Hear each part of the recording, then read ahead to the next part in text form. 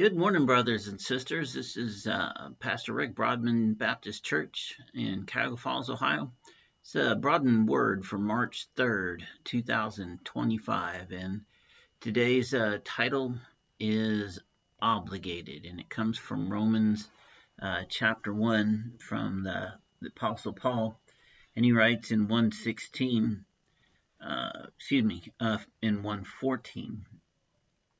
I am obligated both to Greeks and non-Greeks, both to the wise and the foolish.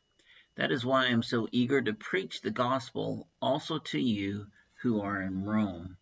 So this is in Romans, obviously Paul's letter to the Roman Jews who are in process of believing. Some have believed. It's kind of all over the place.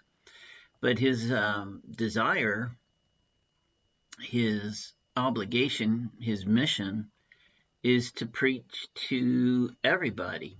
He says Greeks, non-Greeks, which would have been a huge statement in Rome at that time, to be preaching to non-Greeks or non-Romans or anybody other than folks worshiping Caesar.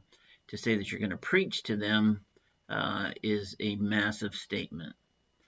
And then he also says to the wise and the foolish. So, he's obviously, we wouldn't call anybody fools, but what he's talking about is the breadth of society, basically. That's how you could interpret that.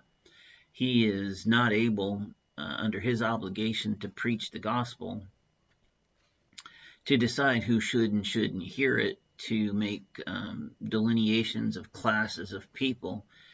He's saying, hey, it doesn't matter if you're a Greek or not. Doesn't matter if you are rich. Doesn't matter if you're educated. Doesn't matter if you're poor. Doesn't matter if you're uneducated. Everybody is under my obligation to preach the gospel, according to what Paul is exhorting the Romans to come to understanding. So what about today? What about us? Well, we have an obligation to the gospel, just like Paul did, and it is the same obligation. Of course, our society isn't quite as simple as to delineate in between Greeks or non-Greeks, wise and foolish. I think if you were to preach only to the foolish, you'd probably have the bigger churches, but let's just not go in terms of education or any other delineation. The purpose of Paul's letter is the same purpose we have, and we could be writing this letter to anybody, is that our obligation is, one, to preach the gospel. Need to get that under control. Get yourself reconciled to that. And it doesn't mean that you have to do street preaching. Doesn't mean you have to get in the pulpit and do a sermon. Doesn't mean you have to teach a class. It does mean, though, that you have to bring upon yourself the understanding that you are, in fact, a minister. You are a preacher of the gospel of Jesus Christ. You do this with your life. Your sermon is your life.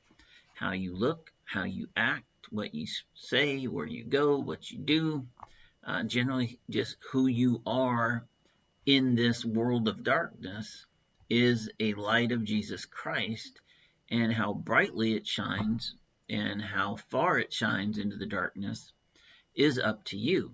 You make these decisions. You are the senior pastor of your ministry. And so the point of today's passage then is, how wide is your ministry? How big is your net? Do you cut any folks out of the possibility of hearing you preach, meaning still with your life? Do you exclude anybody?